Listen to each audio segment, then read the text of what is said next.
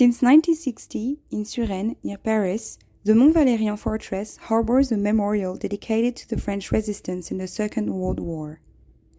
This resistance was born in June 1940, after Nazi Germany overran and routed the French army in 6 weeks. On June 18, 1940, General Charles de Gaulle, freshly escaped to London, called all available Frenchmen to join him and fight on. Clandestine groups were formed, both in German-occupied France and the Free Zone under the rule of the Vichy regime. They printed newspapers and leaflets, they sabotaged trains, they hid Jews or anyone wanted by the Germans.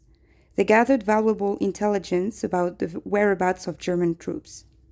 Regarded as terrorists by the Germans, members of the resistance were in permanent danger of being reported or captured.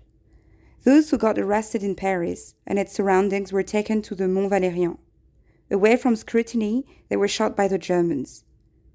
They are not the only ones to meet this dreadful fate. Hostages grabbed by the Germans were also shot.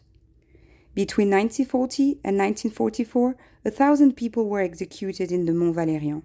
The most famous member of the French resistance is Jean Moulin.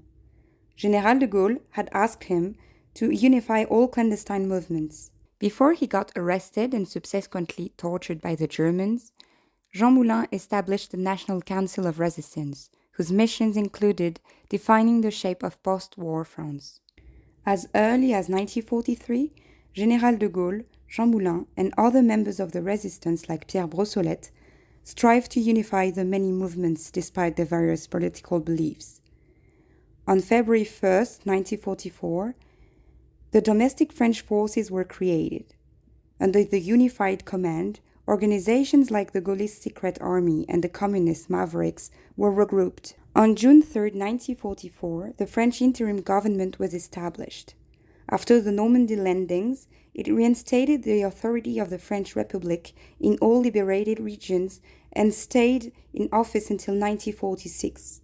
Very much active politically, members of the resistance also fought full-scale battles. Between July 21st and July 23rd, 1944, more than 4,000 fighters faced the Germans in the Vercors in the heart of the Alps.